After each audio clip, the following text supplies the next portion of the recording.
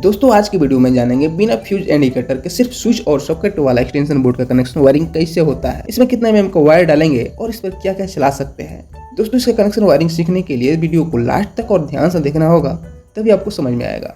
चलिए दोस्तों बिना देरी के इस वीडियो को स्टार्ट करते हैं। दोस्तों आप देख सकते हैं इस एक्सटेंशन बोर्ड में हर एक सॉकेट के लिए अलग अलग स्विच लगा हुआ है, क्योंकि जिस सॉकेट की हमें ज़रूरत होती है उसे ही ऑन या ऑफ कर सकें।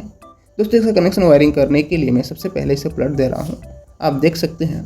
दोस्तों इसका कनेक्शन वायरिंग करने के लिए मैं चाह रहा हूँ कि इस स्विच और इस सॉकेट का कनेक्शन हो और इस स्विच से इस सॉकेट का कनेक्शन हो, फिर इस वाले स्विच से इसका कनेक्शन हो और इस वाले स्विच से इस सॉकेट का कनेक्शन हो। इस प्रकार से वायरिंग कनेक्शन करने वाले हैं। तो चलिए दोस्तों बिना देरी के इस वायरिंग को स्टार्ट करते हैं। तो सबसे पहले दोस्तों इस एक्सटेंशन बोर्ड में फेज वायर का कनेक्शन करेंगे। इसके लिए मैं 1 mm का मल्टी स्टैंडर्ड वायर का एक छोटा टुकड़ा ले रहा हूँ। इस वायर को इस स्विच के किसी भी पिन में कनेक्ट कर सकते हैं, चाहे ऊपर भी कर सकते हैं और नीचे भी कर सकते हैं, किसी भी पिन में कनेक्ट कर सकते हैं, कोई दिक्कत नहीं है। चलिए दोस्तों मैं ऊपर वाले पिन में इसे कनेक्ट कर दे रहा हूँ। यह कनेक्ट हो गया। अब इस वायर को दूसरे स्विच के ऊपर वाले पिन में इस प्रकार से डाल देंगे। फिर एक और वायर लेंगे, इस वायर को दूसरे स्विच में इस प्रकार से डालकर इसे टाइट कर देंगे। ठीक इसी प्रकार तीसरा स्विच में कनेक्ट करके चौथे स्विच के साथ कनेक्ट कर देंगे। दोस्तों फेज वायर स्विच के साथ कनेक्ट हो गया। इसके बाद दोस्तों सॉकेट के साथ फेज वायर को कनेक्ट करेंगे। इसके लिए एक और छोटा सा वायर लेंगे, इस वायर को इस स्विच का जो खाली पिन है इसमें कनेक्ट कर देंगे। इसके बाद इस वायर को सॉकेट के एल वाले पिन में कनेक्ट कर देंगे। फिर दूसरे स्विच से दूसरे सॉकेट के साथ ठीक इसी प्रकार तीसरे स्विच सॉकेट और चौथे स्विच सॉकेट के साथ वायर को कनेक्ट कर देंगे। दोस्तों स्विच सॉकेट के साथ फेज वायर का कनेक्शन हो गया। यहाँ तक दोस्तों आपको समझ में आ गया होगा। चलिए दोस्तों आगे बढ़ते हैं। इस वायर को मैं घुमा दे रहा हूँ ताकि आपको कनेक्शन साफ साफ दिखाई दे और समझ में आए।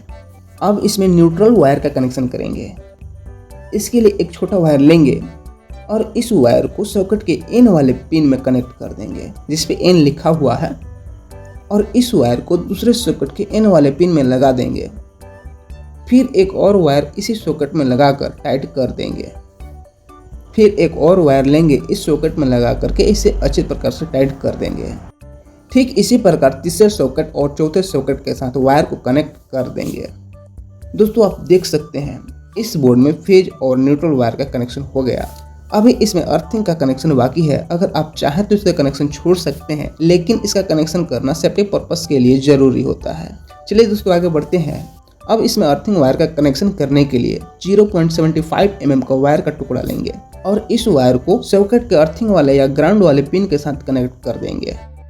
फिर इस वायर के साथ एक और वायर ज्वाइंट करके दूसरे सॉकेट के अर्थिंग वाले पिन में कनेक्ट कर देंगे। फिर इसे तीसरे सॉकेट के अर्थिंग वाले पिन में कनेक्ट कर देंगे।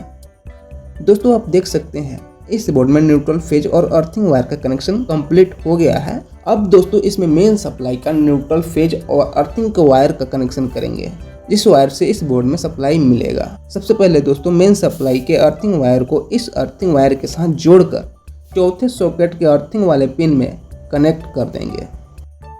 यह भी दोस्तों कनेक्ट हो गया।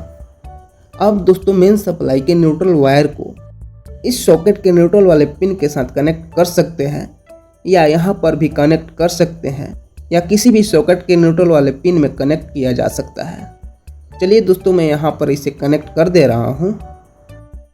यह भी कनेक्ट हो गया।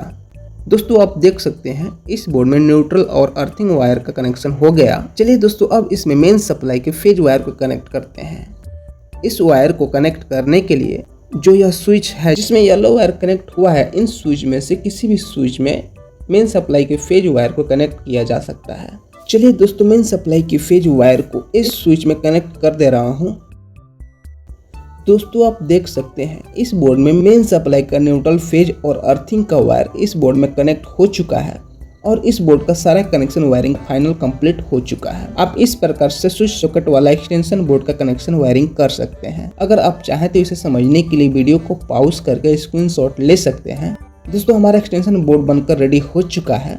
दोस्तों इस एक्सटेंशन बोर्ड से लाइट, पंखा, TV, computer, grinder, drill, cutter इत्यादि को यूज कर सकते हैं। चलिए दोस्तों इसे सीधा करके इसे टेस्ट करते हैं। अब इस बोर्ड में मैं सप्लाई को दे रहा हूँ। इसमें सप्लाई आ चुका है दोस्तों। इसे टेस्ट करने के लिए मैं इस बल्ब होल्डर का यूज कर रहा हूँ। सबसे पहले इस सॉकेट में इसे लगा करके इस स्विच को ऑन करते हैं। दोस्तों आप देख सकते हैं। दोस्तों अगर वीडियो अच्छा लगा हो तो वीडियो को लाइक करें, आपके मन में कोई डाउट सवाल हो तो हमें कमेंट करें, और इसी प्रकार से इलेक्ट्रिक से संबंधित वीडियो देखने, सीखने और समझने के लिए हमारे चैनल को सब्सक्राइब करके बेल आइकन को प्रेस कर दें। फिर मिलेंगे अगले वीडियो में, तब तक के लिए जय हिंद।